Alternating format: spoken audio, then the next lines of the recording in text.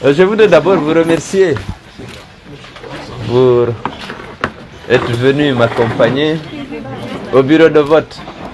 Comme vous l'avez constaté, je me suis acquitté de ce devoir civique en votant avec beaucoup de confiance par rapport à l'issue de ce scrutin, puisque, comme vous le savez, je rentre d'une brillante campagne compte tenu de l'accueil chaleureux dont ma délégation a bénéficié à l'intérieur et surtout le comble, l'accueil que vous avez vécu avec moi, pour la plupart d'entre vous, lorsque je suis rentré à Conakry. Vraiment, la population a réitéré, ou a plutôt exprimé, si vous voulez, sa confiance et sa détermination à provoquer l'alternance en ma faveur.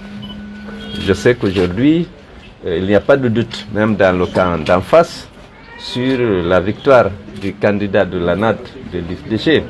La stratégie aujourd'hui qui est en train d'être élaborée, hélas, de l'autre côté, c'est comment tricher.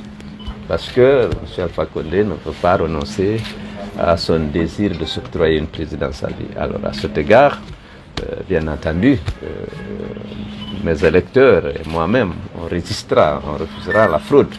Ceci dit, je lance un appel à tous mes partisans pour faire preuve de retenue, de responsabilité, pour que ce scrutin se passe dans les meilleures conditions. Je n'ai aucun doute quant à l'issue du scrutin et c'est pourquoi je ne souhaite pas que des violences viennent perturber le scrutin et compromettre peut-être dans une certaine mesure ma victoire.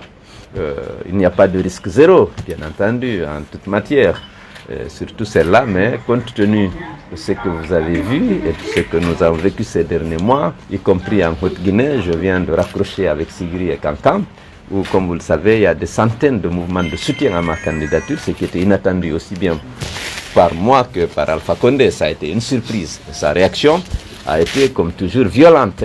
On a détruit tous les symboles de l'UFDG, saccagé son siège, chassé nos militants. Beaucoup sont repartis d'ailleurs dans leur région d'origine. Mais ceci dit, les jeunes restent mobilisés là-bas pour sécuriser le scrutin. On a enregistré des bureaux de vote où on a renvoyé les représentants de l'UFDG à Kankan et à Kouroussa. Mais c'est en train d'être réglé. Je crois que ça va bien se passer.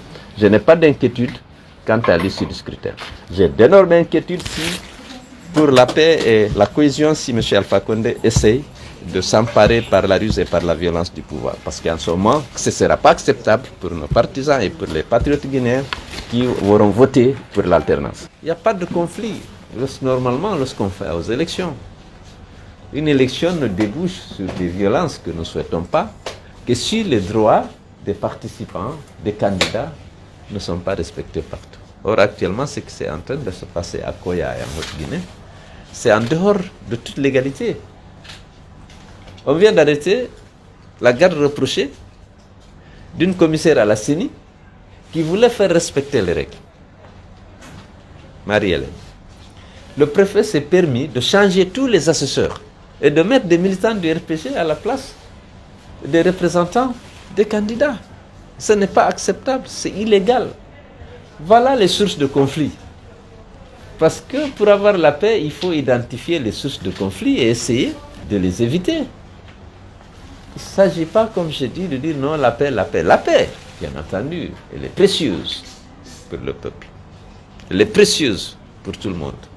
Mais il faut bien que ceux qui provoquent des histoires, des conflits, c'est ceux qui violent les lois de la République et les bonnes pratiques. Je suis convaincu en tant que candidat que je gagnerai cette élection si les conditions de transparence et d'équité sont respectées.